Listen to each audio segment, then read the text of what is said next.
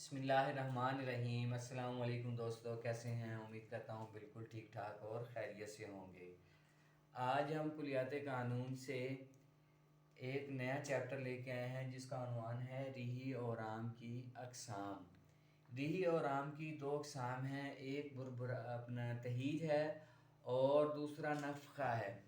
تہیج کا مطلب ہے بربراہٹ۔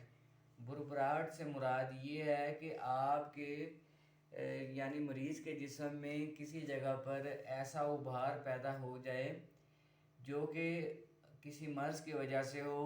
مثال کے طور پر ہاتھ کے اندر ابھار پیدا ہو جائے یا ورم پیدا ہو جائے یا آنکھوں کے نیچے ورم پیدا ہو جائے یا پاؤں کے اندر ورم پیدا ہو جائے، تو اس کے دو اسباب ہوتے ہیں، یا وہ مادی ہوتا ہے یا وہ ریحی ہوتا ہے۔ یا وہ کسی مادے کے اکٹھے ہونے کی وجہ سے ہوتا ہے یا وہاں پر کوئی ہوا یا ریح وغیرہ اکٹھی ہو جاتی ہے تب ہوتا ہے۔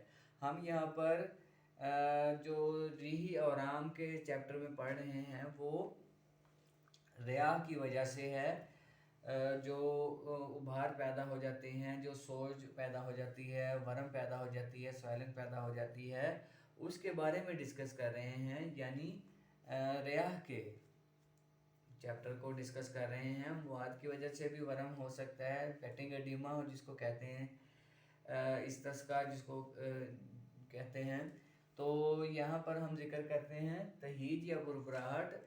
تو اس میں جو ورم پیدا کرنے والی ریاح ہے وہ اس کے جوہر میں گھس جاتی ہے۔ اس کے جوہر سے مراد یہ ہے کہ اس کے ٹیشوز ان میں گھس جاتی ہے اور وہاں پر سوج یا ورم پیدا کر دیتی ہے۔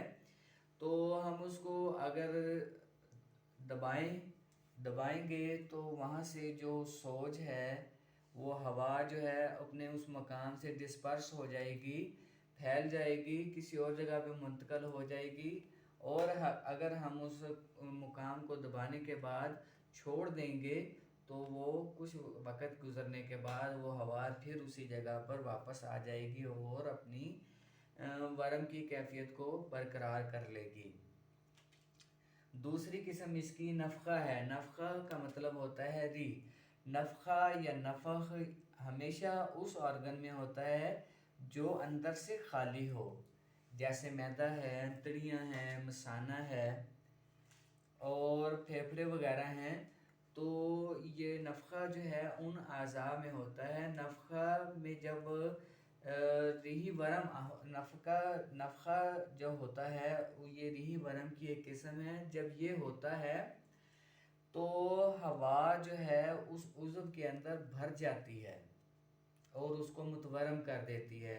جس طرح ہم نے تہیج میں پڑھا تھا کہ اگر ہم اس کو پریس کر کے ریلیز کریں گے تو وہ ورم کچھ وقت کے لیے ڈسپرس ہو جائے گی، پھیل جائے گی اور پھر اس کے بعد وہ واپس آ جائے گی۔ تو نفخہ میں ایسا نہیں ہوتا۔ نفخہ میں جو ہوا اس عضو کے اندر بند ہو جاتی ہے، اگر ہم اس کو دبا کے ڈسپرس یا منتقل کرنے کی کوشش کریں گے تو وہ اپوزٹ ڈائریکشن میں ریزسٹ کرے گی، یا دوسری شکل یہ ہے کہ وہ اس دباؤ کا مقابلہ کرے گی۔